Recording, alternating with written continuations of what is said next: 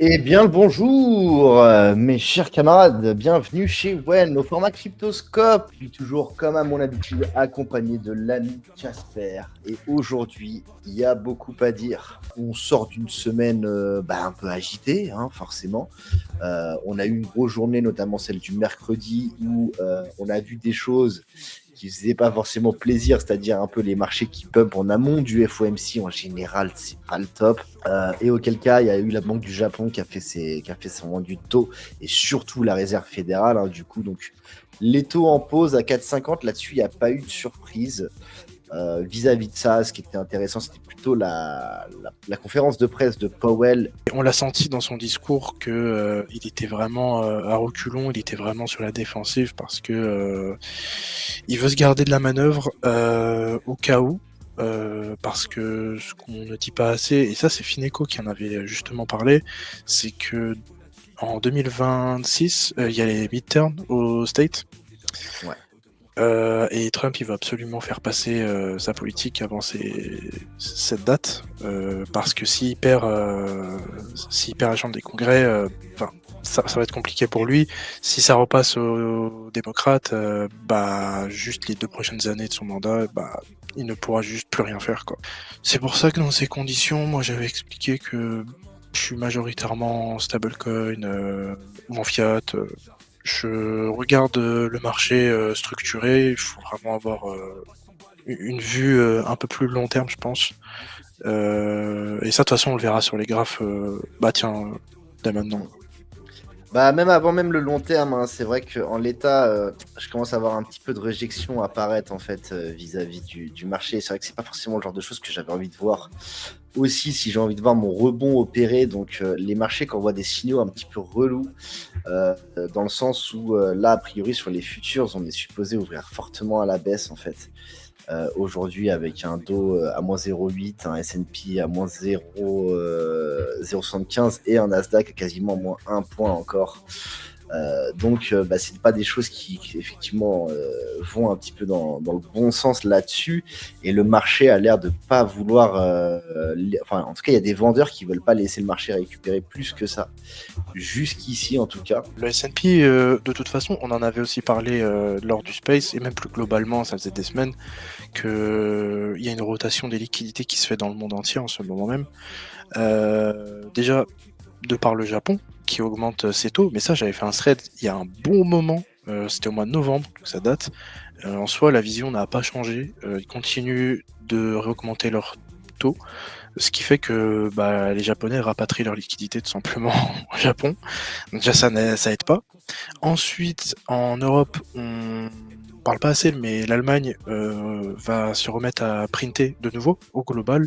En Europe, c'est parti pour print. Et on l'a vu au niveau des taux d'intérêt, la BCE ne fait que de cut. Elle ne s'arrête pas. C'est de la ligne droite, hein, vraiment. Parce qu'ils veulent absolument pouvoir print le plus rapidement possible et relancer la croissance. Donc, en soi, dans cet environnement-là, c'est tout à fait logique que le S&P, les marchés américains, ils se prennent une cartouche.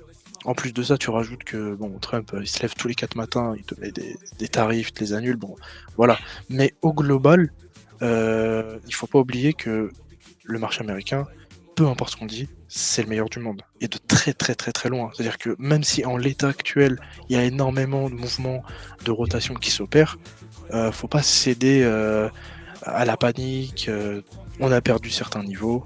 Maintenant, il faut commencer à établir des scénarios pour se projeter.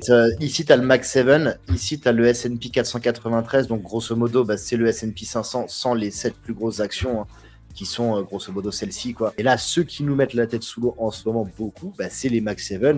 J'ai Nvidia aussi un peu en haut de la liste, en haut du dossier. Déjà, on avait la zone des 5800 qu'on devait pas perdre, on l'a perdu, et là, en l'état, on la voit. On voit la rejection, elle est claire, nette, sans ambiguïté, il n'y a aucun débat. Si on clôture comme ça, c'est pas fou. À minima, ce qu'on voudrait sur le S&P, c'est quand même récupérer les 5008, cette zone-là, et peut-être espérer une reprise. En l'état, ce n'est pas du tout ce qu'on est en train de voir. En dessous, il y a un no man's land qui est quand même assez conséquent, de 7% au moins. Le prochain niveau d'arrêt, il est à 5,3. Et là, on est en Et bourse. Ouais, sur les S&P. Et sur un max pain, ce qui n'est pas à exclure, le prochain niveau il est à 4800, ce qui fait du -16. En partant de la TH, ça nous ferait soit un -14, soit un -20. Et franchement, et très honnêtement, c'est le bienvenu. C'est vraiment le bienvenu si on devait avoir ça, parce qu'il faut quand même rappeler que sur le marché américain, les 2 dernières années, on a pris du plus 20%. Heu, donc franchement, heu, ceux qui attendaient une correction, si on arrive sur ces niveaux-là, bah, c'est juste parfait, quoi. Maintenant, ce qui annulerait un peu ce scénario-là, comme je l'ai dit, c'est de reprendre ce niveau. On n'y est pas du tout. On va laisser maturer, on verra ça et comme tu l'as dit très justement, au niveau, du RSI par exemple, moi ce que je prends, toujours comme référence, c'est le niveau des 50. Au-dessus des 50, on a une forte traction haussière de la part des intervenants, ils sont vraiment agressifs à l'achat. En dessous, on sent quand même un ralentissement. Pour le moment, on est sous les 50. Bon, on n'y est pas resté souvent, mais en tout cas, c'est une zone très intéressante. Historiquement, on rebondit toujours dessus. Ça, il faut aussi le noter et c'est souvent comme ça sur pas mal d'actifs, par exemple, que ce soit, sur le BTC, enfin, plus globalement, sur plein, d'assets. Donc ouais, sur les S&P, voilà, un truc où on n'en parle pas du tout, c'est le Nasdaq, comme, on en a parlé. Nasdaq, c'est valeurs techno. Valeurs techno, donc on est censé être beaucoup plus corrélé au Nasdaq que, un S&P. Et le Nasdaq, par contre, c'est beaucoup plus clair, en fait. Enfin, tu me diras, le S&P, c'est clair, mais le S&P, enfin, le Nasdaq, c'est encore, un niveau dessus. Parce qu'en fait, on est vraiment, entre deux bornes. Donc, la borne basse à 18,4 et la borne haute à 20,400. En l'état, on la break, sans aucun doute. Et bah, on se dirige doucement vers la zone des 18,4, ce qui nous ferait un -5.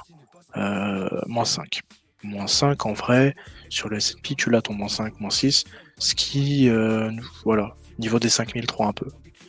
Donc mis bout à bout, au moins ça nous donne, une piste de réflexion, des niveaux.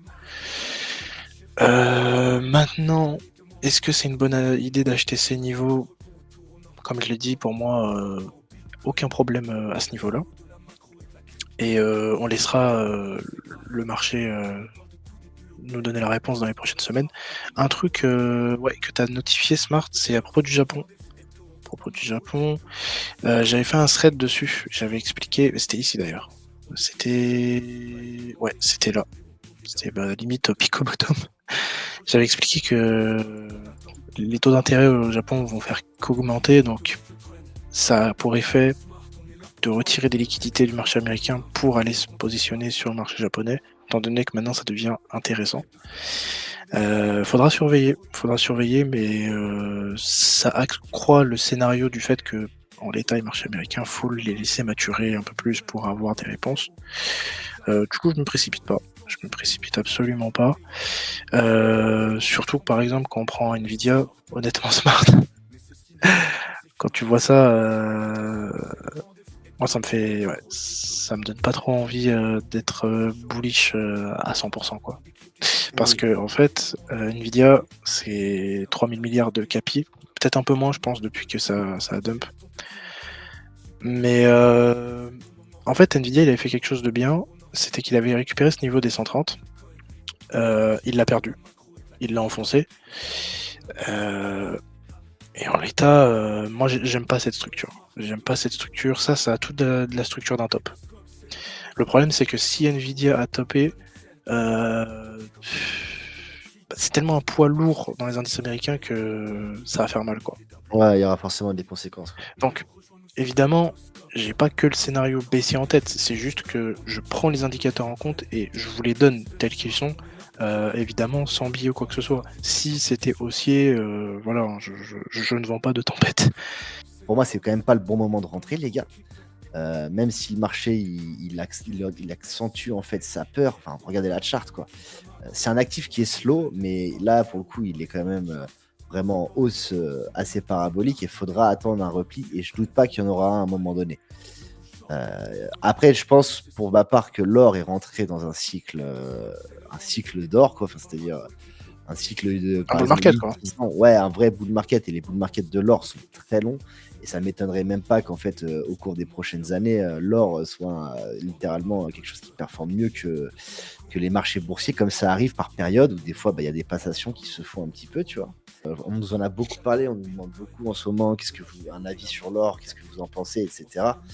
Bah, le truc, c'est qu'il n'y a pas grand-chose à en penser, hein. Il symbolise clairement aussi la peur qu'il y a autour des incertitudes de Trump, autour des incertitudes, la Fed, récession, la santé économique, également peut-être aussi la guerre en Europe, parce qu'on a vu beaucoup d'or en fait quitter les places boursières de Londres, ce genre de choses pour être rapatrié aux États-Unis.